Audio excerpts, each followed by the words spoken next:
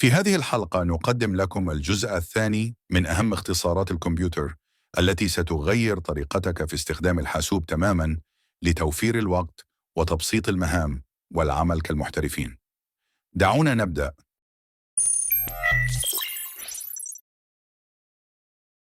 الجزء الأول اللي هنتكلم عنه هي اختصارات إدارة الملفات. لو حابب إن أفتح نافذة جديدة هضغط على كنترول إن.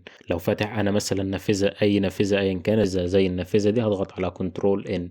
يعني لو فاتح مثلا مكان معين فيه ملفات وحابب أفتح نافذة جديدة علشان أنقل الملفات مثلا من هنا لهنا بسرعة أو أجيب حاجة من هنا لهنا هضغط على كنترول إن.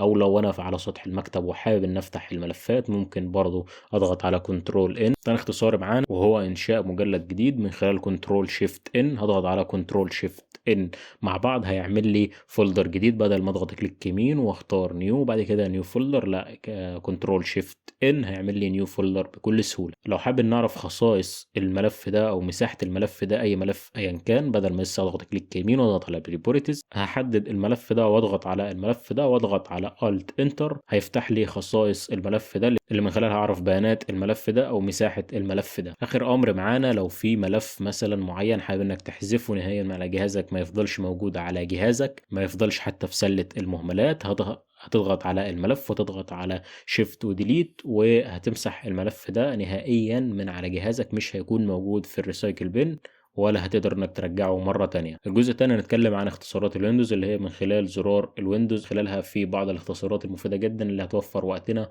وهتسهل لنا الاستخدام.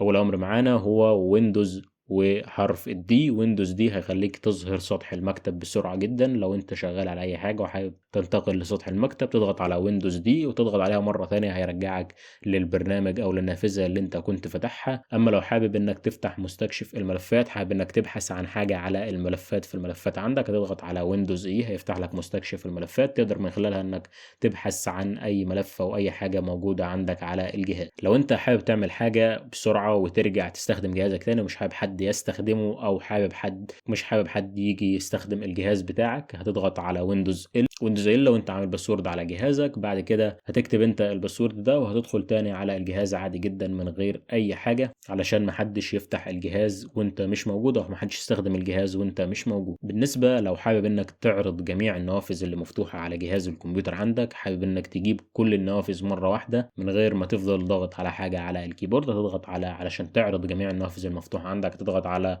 ويندوز وتاب مع بعض هيظهر لك كل النوافذ المفتوحة قدامك. تقدر من خلال الأسهم العادية اللي تقدر من خلالها انك تتنقل وتقدر من خلالها انك تختار اي نافذة فيهم وبعد كده تضغط على انتر عشان يفتح لك النافذة دي. لو حابب تاخد لقطة شاشة في اي جزء او اي حاجة موجودة على جهاز الكمبيوتر ليها اختصار برضو سهل جدا وهو ويندوز شيفت اس هتجيب لك انك تاخد لقطة شاشة على الجهاز عندك. اخر حاجة هنتكلم عنها النهاردة هي بعض الاختصارات اللي هتسهل استخدامك للوورد او لبرامج الكتابة عامة على جهاز الكمبيوتر عندك او انت بتبحث عن كلمة على جهاز الكمبيوتر. يعني على سبيل المثال لو انا حابب اني ابحث عن كلمة في ملف وورد او اي برنامج كتابي واستبدلها بكلمة تانية من خلال كنترول اتش هيجيب لي فايند وات دي هكتب فيها انا عايز الكلمة اللي انت تلاقيها او الكلمة اللي انا هبحث عنها هي ايه. الكلمة اللي انا هبحث عنها هكتبها في فايند وات بعد كده تحتها replace with دي هكتب فيها الكلمة اللي تستبدل الكلمة دي بالكلمة دي. يعني على سبيل المثال لو كلمة البحث مثلا هكتب هنا ابحث لي عن البحث، هضغط على find next هيجيب لي كلمة البحث وبعد كده find next تاني هيبدأ يجيب لي تدريجيا أي كلمة نفس الكلمة اللي أنا هبحث عنها. أي كلمة فيهم حابب إن أنا أستبدلها أضغط على replace with واكتب مثلا الكلمة اللي أنا حابب أبدلها بيها ولتكن مثلا كلمة البرنامج، هو يبقى محدد لك الكلمة اللي هتبدلها وبعد كده هضغط على replace. كده زي ما أنت شايف هو غير لي الكلمة بالكلمة اللي أنا كتبتها.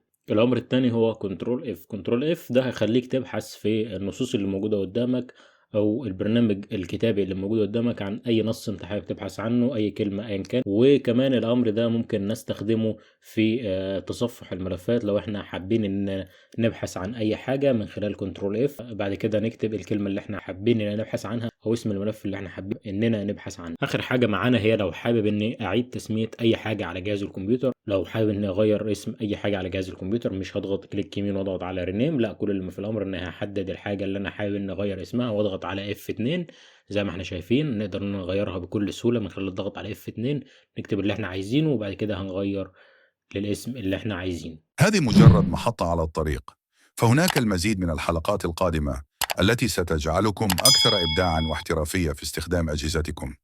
لا تنسى الإعجاب بالفيديو والاشتراك للحصول على كل جديد. نراكم قريباً في الحلقات القادمة. إلى اللقاء.